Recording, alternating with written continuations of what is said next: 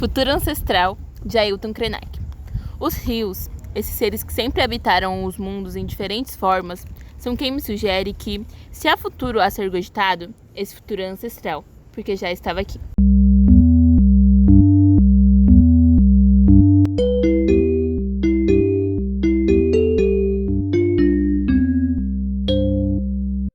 Olá, meus amores! Sejam muito bem-vindos a mais um episódio de Politicast. Eu sou a Celeste. Eu sou a Fabiana. E eu sou a Samara. E no episódio de hoje a gente vai falar sobre o livro Futuro Ancestral, de Ailton Krenak. E para falar sobre esse autor, nós convidamos os jornalistas bibliográficos Júpiter Lima e Nádia Pedroso. Sejam muito bem-vindos. Boa noite, gente. Boa noite, gente. É um prazer estar aqui. Sim, muito obrigada pelo convite. Então vamos falar agora sobre o autor. Quem é Ailton Krenak? O Ailton Krenak é um líder indígena do povo Krenak. Ele nasceu em 53, em Minas Gerais, e desde jovem a sua vida já era cheia de mudanças. Ele se mudou com a família para o Paraná e trabalhou como jornalista e design gráfico.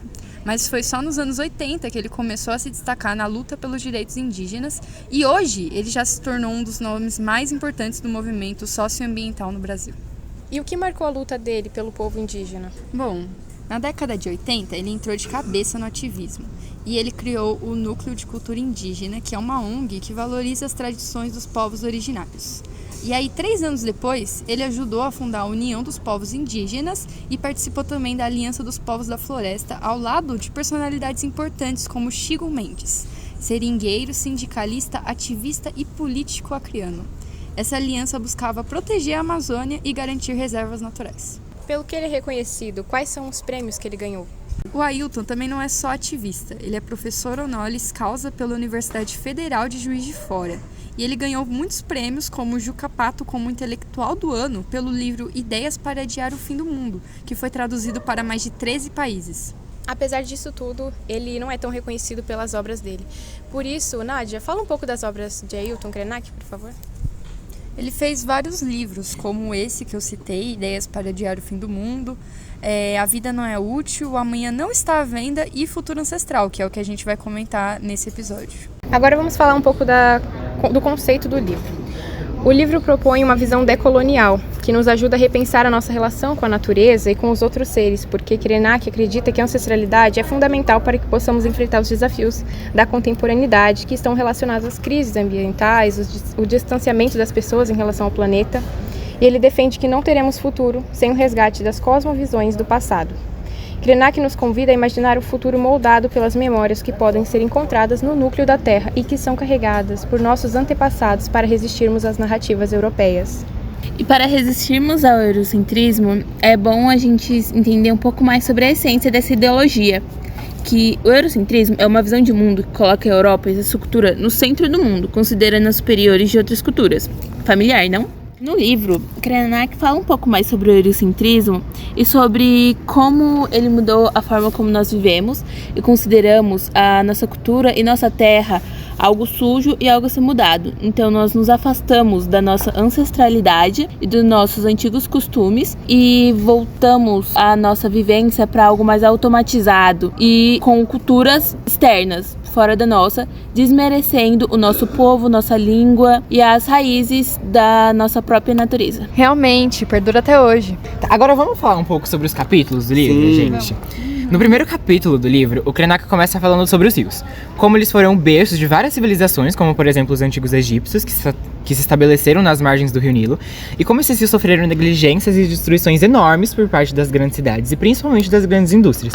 O exemplo mais fácil que a gente tem é o rio Tietê, que foi importantíssimo no desenvolvimento de São Paulo, principalmente no período colonial do país, já tendo sido utilizado até mesmo como transporte, mas que acabou sofrendo com a industrialização e urbanização aceleradas da cidade, tendo seu curso alterado, muito despejo de esgoto, tanto doméstico quanto industrial, além da ocupação irregular nas margens do rio, sendo atualmente um dos rios mais poluídos do mundo. No segundo capítulo do livro, o Krenak escreveu uma frase muito interessante. O capitalismo quer um mundo triste e monótono, em que operamos como robôs. Nessa frase, o Krenak mostra pra gente que o capitalismo e o eurocentrismo com suas criações estão afastando a gente da terra, do princípio onde tudo era folha e dos nossos ancestrais. Sim. Ele mostra como o colonialismo trouxe danos irreparáveis, como por exemplo a frase: "Pra gente se entender como nação, vamos todos fazer de conta que não houve genocídio." Isso soa como uma lavagem cerebral. A gente precisa de uma transformação contra-colonialista. Sim. No terceiro capítulo do livro, o autor mostra a visão que a sociedade eurocentrista tem sobre a natureza, como algo selvagem, perigoso, que precisa ser domado ou controlado. Essa ideia se relaciona com a forma que o sistema capitalista enxerga a natureza, como uma fonte de recursos que podemos simplesmente extrair sem parar. Mas essa também é uma ideia que se relaciona muito com o processo de colonização. A forma como os colonizadores europeus viam os nativos indígenas e africanos como povos que precisavam ser ensinados para conseguir viver no sistema da sociedade europeia. É assustadora a forma como esse tipo de pensamento se perpetua até hoje, mesmo de outras formas.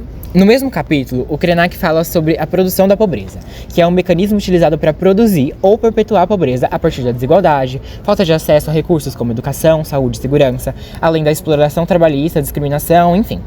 No contexto do Brasil, esse processo começou com a escravidão, com a exploração do trabalho dos povos escravizados. E quando essas pessoas foram teoricamente libertas, elas não tinham acesso a terras, trabalho digno ou educação.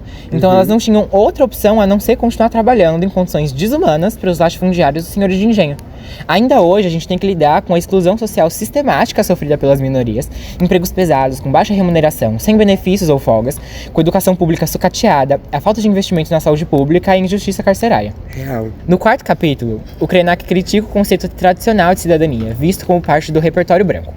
Ele apresenta o termo florestania, que surgiu nas lutas dos povos indígenas por uma relação sustentável com a natureza.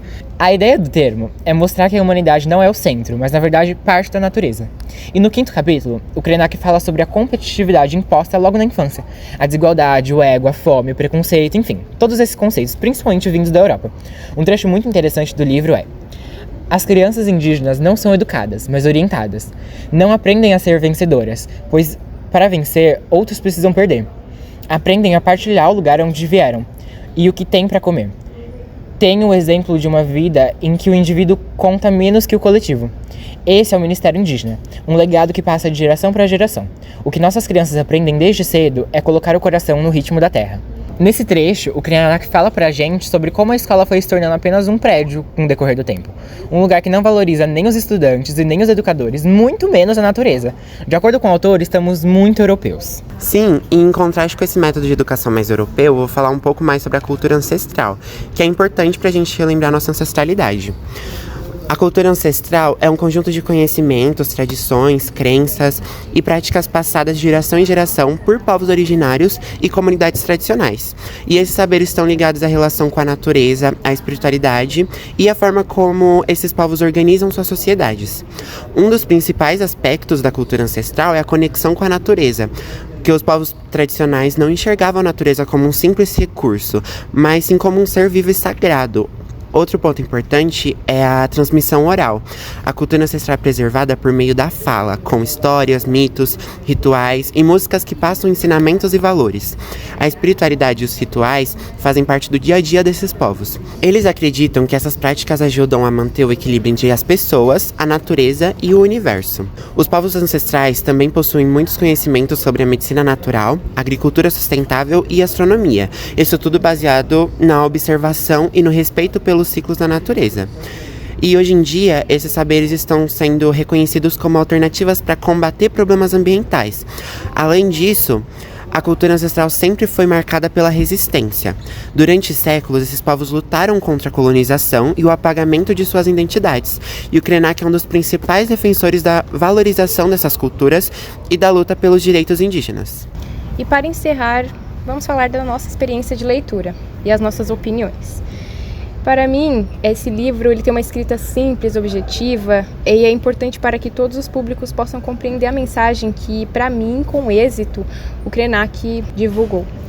É uma leitura tranquila e rápida, que auxilia no interesse pela leitura também. É essencial para a reflexão da atualidade brasileira e a visão eurocêntrica que perdura, mas que muitas vezes não notamos.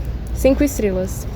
Nosso episódio já tá acabando. Obrigada, Nath Júpiter, por ter aceitado o convite. Obrigado, gente. Foi uma oportunidade incrível. E obrigada a você que ouviu até aqui. A gente se vê semana que vem pra falar sobre o livro Ainda Estou Aqui, do Marcelo Rubens Paiva, com convidados especiais. Até semana que vem. Tchau!